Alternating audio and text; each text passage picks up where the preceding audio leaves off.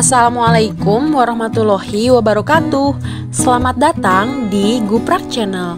Masih di sini bersama Ibu Lutfi Ayu Wahyuni yang akan setia menemani kalian belajar prakarya. Jangan lupa di like, share, komen, dan subscribe ya. Wirausaha kerajinan dari bahan limbah berbentuk bangun datar.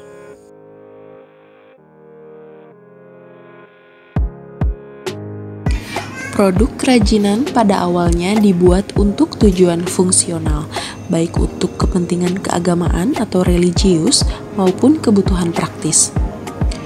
Namun sejalan dengan perkembangan zaman, konsep karya kerajinan terus berkembang. Pembuatan karya kerajinan yang pada awalnya untuk kepentingan fungsional dalam perkembangannya mengalami pergeseran orientasi ke arah nilai keindahan atau estetis. Sejak dahulu, rakyat Indonesia telah menggunakan produk kerajinan untuk memenuhi kebutuhan hidup sehari-hari. Produk kerajinan lebih banyak memanfaatkan bahan-bahan alam, namun ada juga yang memanfaatkan bahan limbah sebagai bahan kerajinan seperti limbah kertas, plastik, karet, dan logam. Secara umum, ada dua macam limbah yang sudah kita kenal, yaitu limbah organik dan limbah anorganik. Limbah organik adalah limbah yang bisa dengan mudah diuraikan atau mudah membusuk. Limbah organik juga mengandung unsur karbon. Limbah organik dapat ditemui dalam kehidupan sehari-hari, contohnya kulit buah, sayuran, kotoran manusia, dan hewan. Sedangkan limbah anorganik adalah jenis limbah yang berwujud padat, sangat sulit atau bahkan sulit untuk diuraikan atau tidak bisa membusuk. Limbah anorganik relatif sulit terurai, beberapa bisa terurai tetapi memerlukan waktu yang lama. Limbah tersebut berasal dari sumber daya alam yang berasal dari pertambangan seperti minyak bumi, batu bara, besi, timah, dan nikel. Limbah anorganik umumnya berasal dari kegiatan industri, pertambangan, dan domestik, yaitu dari sampah rumah tangga seperti kaleng bekas, botol, plastik, karet sintetis, potongan atau pelat dari logam, berbagai jenis batu-batuan, dan pecah-pecahan gelas. Limbah anorganik yang dapat didaur ulang contohnya sampah plastik, logam, kaca, plastik, dan kaleng. Pada materi pembelajaran kelas 11 semester 1 ini, kita akan mempelajari dan memanfaatkan limbah yang berbentuk bangun datar untuk dibuat menjadi produk kerajinan yang unik dan menarik sehingga memiliki nilai jual. Limbah berbentuk bangun datar adalah limbah yang berbentuk bangun yang berdimensi 2, yaitu bahan limbah yang memiliki sisi panjang dan lebar sehingga tidak mempunyai ruang.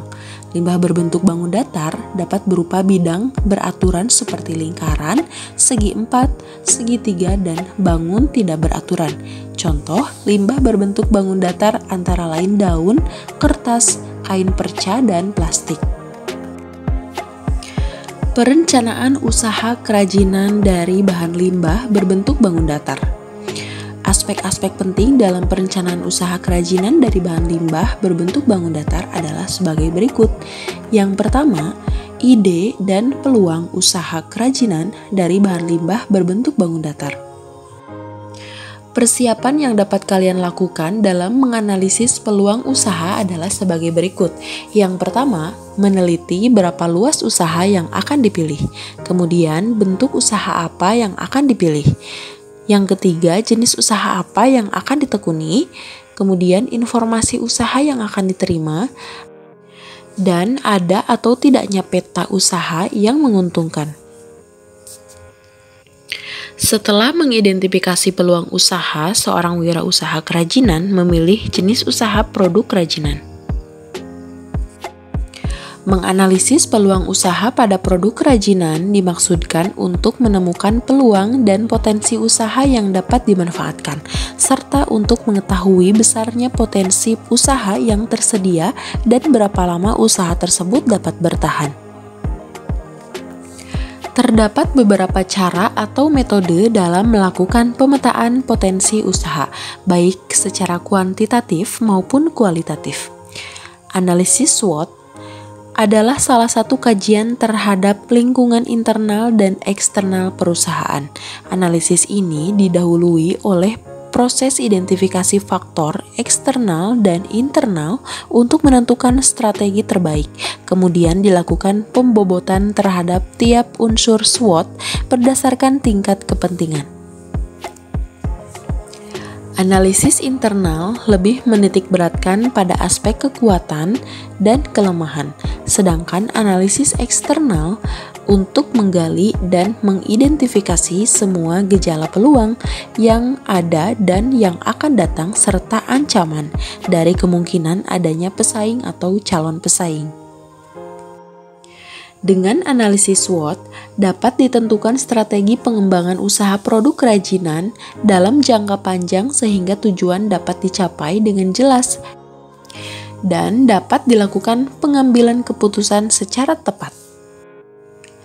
Secara rinci, ada beberapa langkah yang perlu diperhatikan dalam menganalisis peluang usaha produk kerajinan dari bahan limbah berbentuk bangun datar, yaitu sebagai berikut.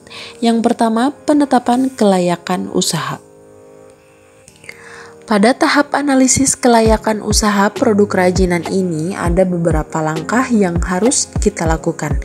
Yang pertama, analisis kelayakan teknis.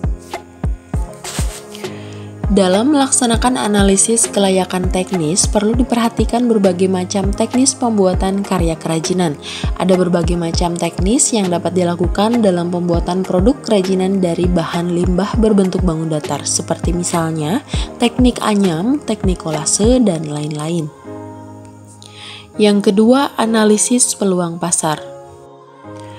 Analisis ini bisa dilakukan untuk mengetahui informasi tentang pasar karena tujuan usaha ini untuk memenuhi permintaan pasar. Yang ketiga, menentukan segmen pasar. Langkah yang ketiga ini terkait dengan perkiraan konsumen potensial dari produk kerajinan yang sudah ditetapkan. Kemudian yang keempat, sumber informasi pasar. Informasi pasar digunakan untuk mengevaluasi peluang pasar masa sekarang dan yang akan datang dari usaha produk kerajinan tersebut. Yang kelima, uji coba menjual.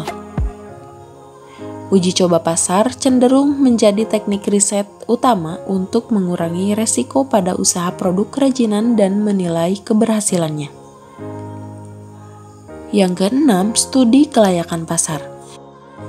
Studi ini harus dilakukan untuk mengurangi resiko kerugian dan kegagalan usaha produk kerajinan.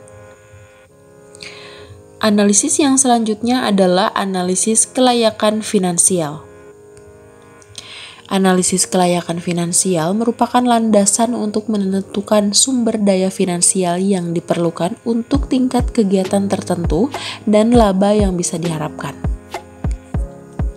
Ada dua langkah dasar sebagai alternatif dalam analisis kelayakan finansial, yaitu penentuan kebutuhan finansial total dengan dana yang diperlukan untuk operasional dan penentuan sumber daya finansial yang tersedia.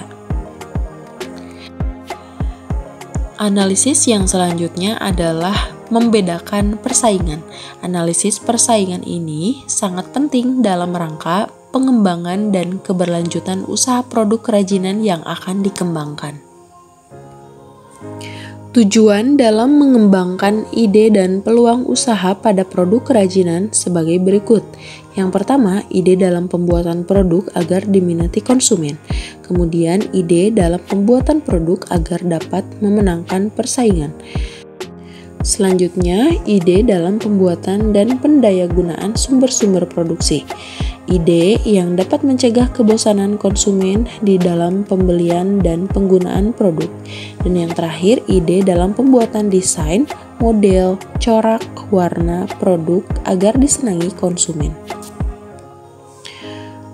Sumber daya yang dibutuhkan dalam usaha kerajinan dari bahan limbah berbentuk bangun datar. Sumber daya yang dimiliki oleh perusahaan dapat dikategorikan atas 6 tipe sumber daya, yaitu sebagai berikut. Yang pertama, man atau manusia. Kemudian, money atau uang. kemudian material atau fisik, kemudian machine atau teknologi, selanjutnya method atau metode, dan yang terakhir market atau pasar. Perencanaan administrasi usaha kerajinan dari bahan limbah berbentuk bangun datar. Adapun maksud dan tujuan dari adanya administrasi adalah agar wirausahawan dapat memonitor kegiatan administrasi perusahaannya, mengevaluasi kegiatan-kegiatan pengorganisasian perusahaannya, menyusun program pengembangan usaha dan kegiatan pengorganisasian perusahaannya, dan mengamankan kegiatan-kegiatan usaha dan organisasi perusahaannya. Perencanaan administrasi usaha kerajinan pada dasarnya terdiri dari perizinan usaha, surat menyurat, pencatatan transaksi, barang atau jasa, pencatatan transaksi keuangan, dan pajak pribadi serta pajak usaha. Untuk materi selanjutnya, kita lanjut pada materi wirausaha kerajinan dari bahan limbah berbentuk bangun datar part 2. Terima kasih, sampai jumpa lagi di Guprak Channel. Wassalamualaikum warahmatullahi wabarakatuh.